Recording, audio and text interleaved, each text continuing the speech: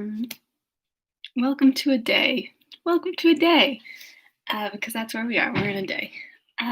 Good to see. I don't know. Good to see you all. I'll say that. Good to see you all. I will once again have some petitions in the description section for you to pears. I know, I love it. I was like, this morning I have my pajamas right now. I'll have lemons on them, and then I have pears. I just love fruit and patterns. Pears, yeah, it's a wonderful dress. It's very, very comfy. Yeah, today I got CVS COVID tested. It was an experience. But if you have been protesting, just a reminder that that's a good thing to do, to get yourself checked out 4 or 5 days after you've protested to see how you're doing, according to public health officials. So that's what I did. You get a big long stinker and you stick it up your schnoz and you swizzle it around, and then you stick it up the other side and swizzle it around. And if you feel like you have any congestion, I'll just tell you, sticking something way up your nose and swizzling it around is a great way to clear it out. So a word to the wise. So I'll start us out with our quote from How to Be an Antiracist today. This last chapter was a lot about like how race was like originated. And again, like this isn't meant to be a total encapsulation of the book, just like things to think about. So, the obedient, and I'm sorry, I'm going to say Homes de Zurara, created racial difference to convince the world that Prince Henry and thus Portugal did not slave trade for money, only to save souls. So, from my understanding, race really wasn't like a big topic of conversation until the slave trade was initiated. So, that's a lot to think about. That's a big thought. Okay, so while we think on those big thoughts, we can go back to Frankenstein's small thoughts. Frankenstein has small brain energy. And I don't know. I mean, maybe that's also a problematic statement. But Frankenstein, he's not too... he's just not very emotionally intelligent, you know? He just doesn't get it. Okay. Frankenstein, Volume 3, Chapter 5. We had resolved not to go to London, but to cross the country to Portsmouth, and thence to embark for Havre. I preferred this plan principally because I dreaded to see again those places in which I had enjoyed, a few moments of tranquillity with my beloved Clerval. I thought with horror of seeing again those persons whom we had been accustomed to visit together, and who might make inquiries concerning an event, the very remembrance of which made me again feel the pang I endured when I gazed on his lifeless form in the inn at blank.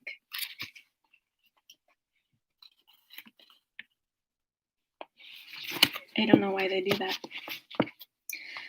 As for my father, his desires and exertions were bounded to the again seeing me restored to health and peace of mind. His tenderness and attentions were unremitting. My grief and gloom was obstinate, but he would not despair. Sometimes he thought that I felt deeply in the degradation of being obliged to answer a charge of murder, and he endeavored to prove to me the futility of pride. Alas, my father, said I, how little do you know me? Human beings, their feelings and passions would indeed be degraded if such a wretch as I felt pride. Justine, poor unhappy Justine, was as innocent as I, and she suffered the same charge. She died for it, and I am the cause of this. I murdered her. William, Justine, and Henry, they all died by my hands. My father had often, during my imprisonment, heard me make the same assertion.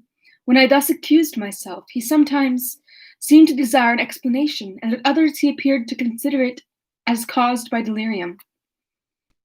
And that during my illness, some idea of this kind had presented itself to my imagination, the remembrance of which I preserved in my convalescence. I avoided explanation and maintained a continual silence concerning the wretch I had created. I had a feeling that I should be supposed mad, and this forever chained my tongue, when I would give the whole world to have confided the fatal secret. Upon this occasion, my father said, with an expression of unbounded wonder, "What do you mean, Victor? Are you mad? My dear son, I entreat you never to make such an assertion again." "I am not mad," I cried energetically. "The sun and the heavens who have viewed my operations can bear witness of my truth. I am the assassin of those most innocent victims. They died by my machinations. 1,000 times would I have shed my own blood, drop by drop, to have saved their lives, but I could not. My father, indeed, I could not sacrifice the whole human race." The conclusion of this speech convinced my father that my ideas were deranged, and he instantly changed the subject of our conversation and endeavored to alter the course of my thoughts. He wished as much as possible to obliterate the memory of the scenes that had taken place in Ireland, and never alluded to them or suffered me to think of my misfortunes. It is very loud, my phone. She's very loud. I turned her off. As time passed away, I became more calm. Misery had her dwelling in my heart, but I no longer talked in the same incoherent manner of my own crimes. Sufficient for me was the consciousness of them. By the utmost self-violence, I curbed the imperious voice of wretchedness, which sometimes desired to declare itself to the whole world, and my manners were calmer and more composed than they had ever been since my journey to the sea. Since my journey to the Sea of Ice. We arrived at Havre on the 8th of May and instantly proceeded to Paris, where my father had some business which detained us a few weeks. In this city, I received the following letter from Elizabeth. To Victor Frankenstein, my dearest friend, it gave me the greatest pleasure to receive a letter from my uncle dated at Paris. You are no longer at a formidable distance, and I may hope to see you in less than a fortnight. My poor cousin, how much you must have suffered. I expect to see you looking even more ill than when you quitted Geneva. This winter has been passed most miserably, tortured as I have been by anxious suspense. Yet I hope to see peace in your countenance, and to find your heart is not totally devoid of comfort and tranquillity. Yet I fear that the same feelings now exist that made you so miserable a year ago, even perhaps augmented by time. I would not disturb you at this period when so many misfortunes weigh upon you. But a conversation that I had with my uncle previous to his departure renders some explanation necessary before we meet. Explanation! You may say, what can Elizabeth have to explain? If you really say this, my questions are answered, and I have no more to do than to sign myself your affectionate cousin. But you are distant from me, and it is possible that you may dread and yet be pleased with this explanation. And in a probability of this being the case, I dare not any longer postpone writing what, during your absence, I have often wished to express to you, but never had the courage to begin. You well know, Victor, that our union had been the favorite plan of your parents ever since our infancy. We were told this when young, and taught to look forward to it as an event that would certainly take place. We were affectionate playfellows during childhood, and, I believed, dear valued friends to one another as we grew older. But as brother and sister often entertain a lively affection towards each other, without desiring a more intimate union, may not such also be our case? Tell me, dearest Victor, answer me, I conjure you, by our mutual happiness, with simple truth. Do you not love another? Woo, is she May Welland? You have traveled. You have spent several years of your life at Ingolstadt, and I confess to you, my friend, that when I saw you last autumn so unhappy, flying to solitude from the society of every creature, I could not help supposing that you might regret our connection, and believe yourself bound in honor to fulfill the wishes of your parents, although they opposed themselves to your inclinations. Excuse me. Elizabeth, you gotta go. But this is false reasoning. I confess to you, my cousin, that I love you, and that in my airy dreams of futurity, you have been my constant friend and companion. But it is your happiness I desire as well as my own, when I declare to you that our marriage would render me eternally miserable unless it were dictate of your own free choice. Even now I weep to think that, borne down as you are by the cruelest misfortunes, you may stifle by the word honor all hope of that love and happiness which would alone restore you to yourself. I, who have been so interested in affection for you, may increase your miseries tenfold by being an obstacle to your wishes. Ah, Victor, be assured that your cousin and playmate has too sincere a love for you not to be made miserable by this supposition. Be happy, my friend, and if you obey me in this one request, remain satisfied that nothing on earth will have the power to interrupt my tranquillity. Do not let this letter disturb you. Do not answer it tomorrow, or the next day, or even until you come, if it will give you pain. My uncle will send me news of your health, and if I see but one smile on your lips when we meet, occasioned by this or any other exertion of mine, I shall need no other happiness. Elizabeth Lavenza, Geneva, May 18th, 17 something.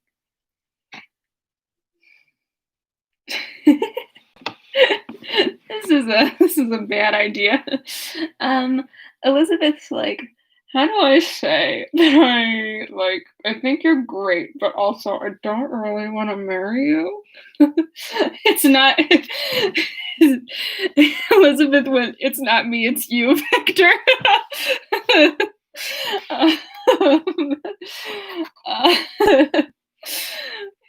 Queen.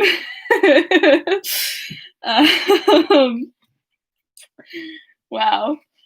Let's see what Victor has to think about this. Because, like, the language he uses to describe Clerval is just like the language he uses to describe Elizabeth is like Clerval, he's like the most magnificent of men carved by gods. And Elizabeth, he's like, my cousin Elizabeth. Oh boy. Oh boy, oh boy, oh boy. Okay, Frankie boy, you better figure this out. Oh, okay. The letter revived in my memory. In my memory, what I had before forgotten, the threat of the fiend, I will be with you on your wedding night. Such was my sentence, and on that night would the daemon employ every art to destroy me and tear me from the glimpse of happiness, which promised partly to console my sufferings. I've got a bright idea for you, Frankenstein. Don't get married. Like, if he's gonna be with you on your wedding night, then just don't have a wedding night.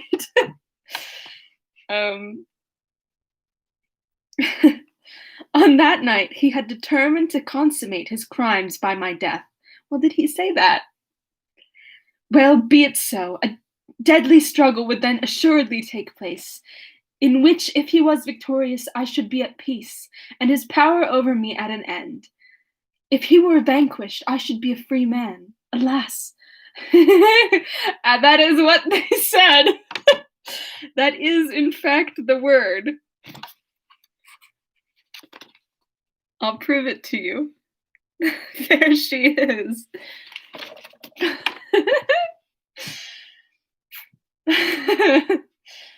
Alas, what freedom, such as the peasant enjoys when his family have been massacred before his eyes, his cottage burnt, his lands laid waste, and he is turned adrift, homeless, penniless, and alone but free. Such would be my liberty, except that in my Elizabeth I possessed a treasure, alas, balanced by those horrors of remorse and guilt which would pursue me until death. Sweet and beloved Elizabeth, I read and reread her letter, and some softened feeling stole into my heart, and dared to whisper paradisiacal, paradisiacal, I'm sorry, dreams of love and joy, but the apple was already eaten, and the angel's arms bared to drive me from all hope. Yet I would die to make her happy. If the monster executed his threat, death was inevitable. Yet again I considered whether my marriage would hasten my fate. My destruction might indeed arrive a few months sooner, but if my torturer would suspect that I postponed it, influenced by his menaces, he would surely find other, and perhaps more dreadful means of revenge. He had vowed to be with me on my wedding night, yet he did not consider that threat as binding him to peace in the meantime. For, as if to show me that he was not yet satiated with blood, he had murdered Clerval immediately after the enunciation of his threats. I resolved, therefore, that if my immediate union with my cousin would conduce either to hers or my father's happiness, my adversary's designs against my life should not retard it a single hour. In this state of mind, I wrote to Elizabeth. My letter was calm and affectionate. I fear, my beloved girl, I said, little happiness remains for us on earth, yet all that I may one day enjoy is concentrated in you. Chase away your idle fears, to you alone do I consecrate my life, and my endeavors for contentment. I have one secret, Elizabeth, a dreadful one. When revealed to you, it will chill your frame with horror, and then, far from being surprised at my misery, you will only wonder that I survive what I have endured. I will confide this tale of misery and terror to you the day after our marriage shall take place, for, my sweet cousin, there must be a perfect confidence between us. But until then, I conjure you. Ah, Patricia! Hello! She's back! Okay, to catch you up, I forgot to do a catch up again in the beginning. Okay, Patricia, I'll give you the full catch up. So, last reading, he'd been like, essentially, like, he pulled up to this Irish shore, and the Irish people were like, hello, did you murder someone? And Frankenstein's like, I'm sorry, I was just on a boat asleep, and then I like just saved my own life, so I don't know what's going on. Thank you. I don't know what's going on here. So he comes up on shore, and they're all like, okay, so let's take you to the body and see what your reaction is. And so he goes and he like leans over the cop. He's like, oh fuck, it's Clerval. He like passes out and becomes sick for like 6 months or something wild. So he's sick. His dad comes, he's like saved. There's I guess of like a villager on the island that he was staying was like, oh no, yeah, I was talking to him. He wasn't murdering anyone at that time because I was talking to him. So Frankenstein's saved, and now he's going back to town with his dad. And essentially, Elizabeth just sent him a letter that was like, hey, so you seem really weird when I've been talking to you. So I was just wondering, like, and I know that, like, all of our family expects this of us, but, like, just in case you didn't want to get married, like, we don't have to get married. Because, like, if you're going to be unhappy, like, you shouldn't marry me.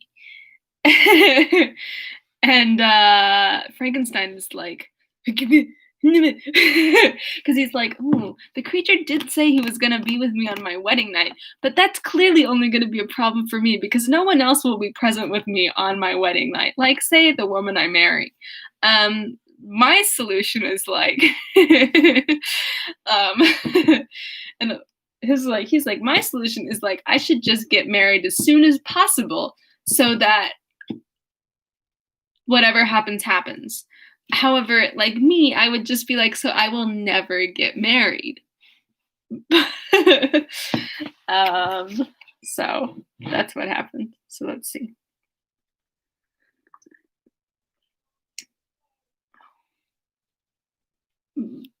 Bubbers. Okay.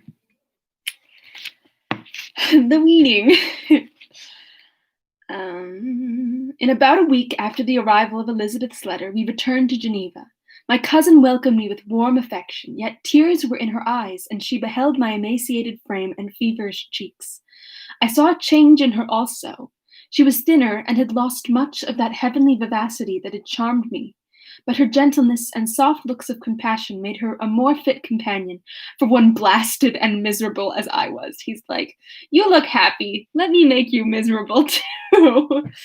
The train, oh shit. There I am. The tranquility which I now enjoyed did not endure.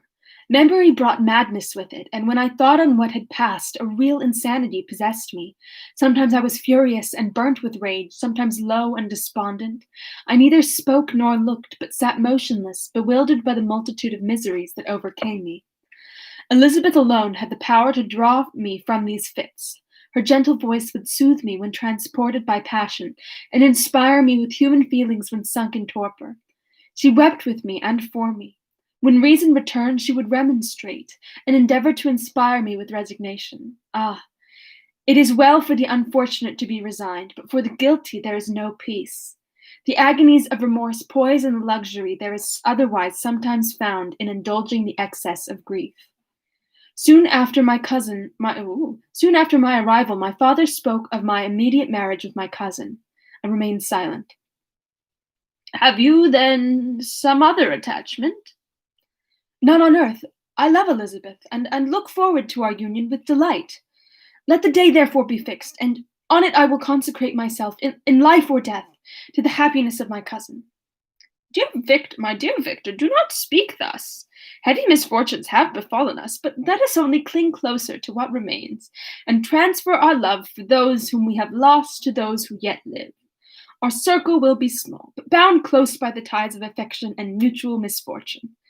And when time shall have softened your despair, new and dear objects of care will be born to replace those of whom we have been so cruelly deprived. Such were the lessons of my father.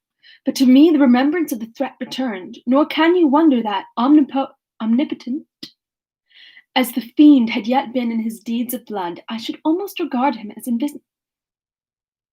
invincible, almost said invisible, and that when he had pronounced the words, "I shall be with you on your wedding night," I should regard the threatened fate as unavoidable, or you could not get married. But death was no evil to me, if the loss of Elizabeth were balanced with it, and I therefore, with a contented and even cheerful countenance, agreed with my father that if my cousin would consent, the ceremony should take place in 10 days, and thus put, as I imagined, the seal to my fate. What do you mean? It's not an option. I think it's a very good option. Oh no, I have 31 text messages. Okay, we're good. Sort of. Okay, we're good.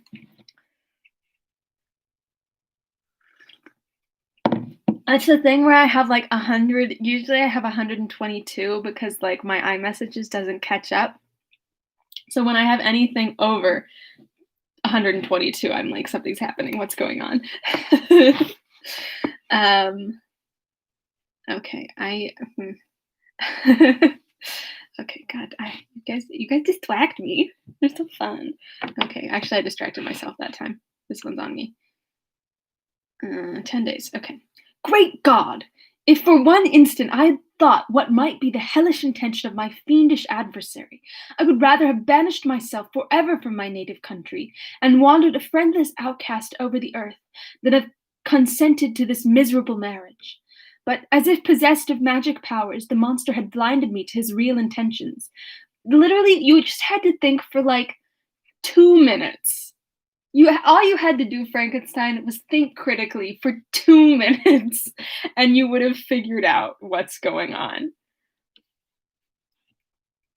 And when I thought that I had prepared my own death, I hastened that of a far dearer victim. God damn it, Frankenstein. As the period fixed for our marriage drew nearer, whether from cowardice or a prophetic feeling, I felt my heart sink within me. But I concealed my feelings by an appearance of hilarity that brought smiles and joy to the countenance of my father, but hardly deceived the ever-watchful and nicer eye of Elizabeth. She looked forward to our union with placid contentment. That's how I want to feel. Looking forward to my marriage, like, it's gonna happen. Yeah. Not unmingled with a little fear, Jesus. Which past misfortune had impressed, that what now appeared certain and tangible happiness might soon dissipate into an airy dream, and leave no trace but deep and everlasting regret. Good Lord. Preparations were made for the event. Congratulatory visits were received, and all wore a smiling appearance. I shut up as well as I could in my own heart the anxiety that preyed there, and entered with seeming earnestness into the plans of my father, although they might only serve as the decorations of my tragedy. A house was purchased for us near Colony. It's like Cologne, but with a Y, which we should enjoy the pleasures of the country, yet be so near Geneva as to see my father every day, who would still reside within the walls for the benefit of Ernest, that he might follow his studies at the schools. In the meantime, I took every precaution to defend my person, in case the fiend should openly attack me. I carried pistols and a dagger constantly about me, and was ever on the watch to prevent artifice, and by these means gained a greater degree of tranquillity. Indeed, as the period approached, the threat appeared more as a delusion, not to be regarded as worthy to disturb my peace, while the happiness I hoped for in my marriage, wore a greater appearance of certainty as the day fixed for its solemnization drew nearer, and I heard it continually spoken of as an occurrence which no accident could possibly prevent. Elizabeth seemed happy. My tranquil demeanor contributed greatly to calm her mind.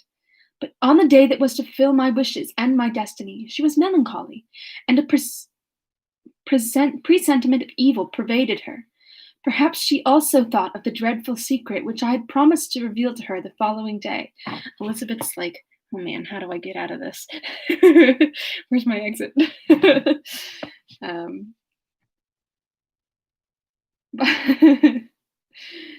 My father, in the meantime, was overjoyed. Dad is the only one looking forward to this marriage. And in the bustle of preparation, only observed the melancholy of his niece, the diffidence of a bride. I'm glad that melancholy and sadness was a emotion commonly attributed to brides. After the ceremony was performed, a large party assembled at my father's, but it was agreed that Elizabeth and I should pass the afternoon and night at Evian. It's the water bottle. And return to Colony the next morning. Okay.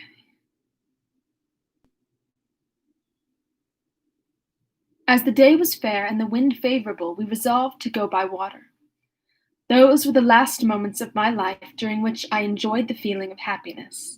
We passed rapidly along, the sun was hot, and we were sheltered from its rays by a kind of canopy while we enjoyed the beauty of the scene, sometimes on one side of the lake where we saw Mount Salve and the pleasant banks of Montalegre,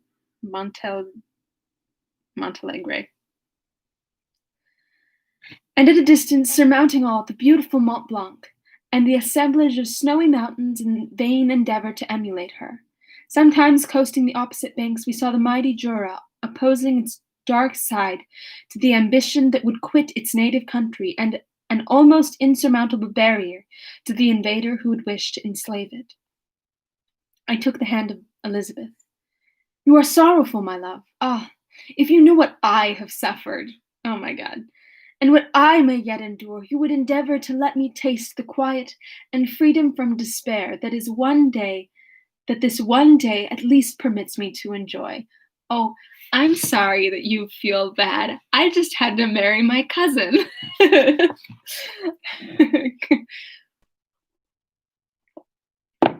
Be happy, my dear Victor, replied Elizabeth. There is, I hope, nothing to distress you, and be assured that if a lively joy is not painted in my face, my heart is contented. Something whispers to me not to depend too much on the prospect that is open before us, but I will not listen to such a sinister voice. Observe how fast we move along, and how the clouds which sometimes obscure and sometimes rise above the dome of Mont Blanc render this scene of beauty still more interesting. Look also at the innumerable fish that are swimming in the clear waters, where we can distinguish every pebble that lies at the bottom. What a divine day! How happy and serene all nature appears! Thus Elizabeth endeavored to divert her thoughts and mind from all reflection upon melancholy subjects. But her temper was fluctuating. Joy for a few instants shone in her eyes, but it continually gave place to distraction and reverie. The sun sunk lower in the heavens. We passed the river Drance, and observed its path through the chasms of the higher and the glens of the lower hills. The Alps here come closer to the lake, and we approach the amphitheater of mountains which forms its eastern boundary. The spire of Evian shone under the woods that surrounded it. I just realized I might have had my earbuds in the whole time, but I didn't. I'm gonna sneeze.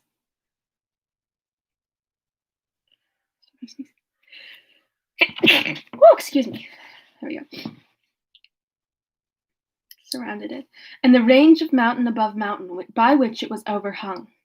Thank you. The wind, which had hitherto carried us along with amazing rapidity, sunk at sunset to a light breeze. The soft air just ruffled the water, and caused a pleasant motion among the trees as we approached the shore, from which it wafted the most delightful scent of flowers and hay. The sun sunk beneath the horizon as we landed, and as I touched the shore, I felt those cares and fears revive, which were soon to clasp me and cling to me forever. All right, that was the end of the chapter. What's gonna happen to Frankie? Oh, Frankie boy. Oh, Frankie boy. The pipes. Those are the two methods of courting I want. Just toss some hay bales at me. That's what I like to see. Okay, well, we continue on in our journey. We only have 2 chapters left, but as I've said, I might need to split the last chapter depending on how long it is, or we can just go for it, because just going for it's always fun. Ooh. Patricia, get the hay launcher ready.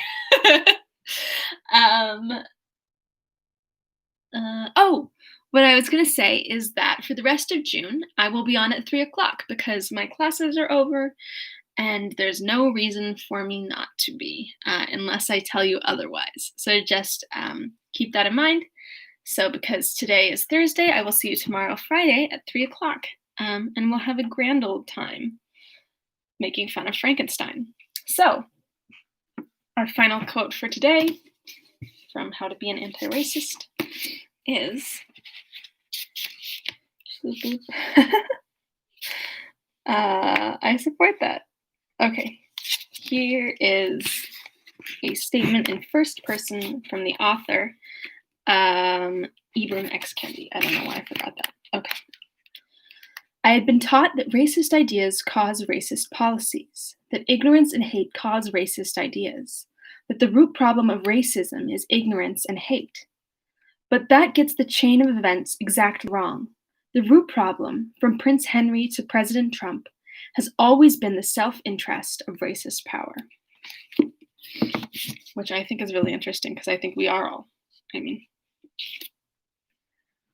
I personally have been taught that racism is like, its a root is hate and ignorance. And if we just removed those 2 things, then we'd all be good. But turns out, no.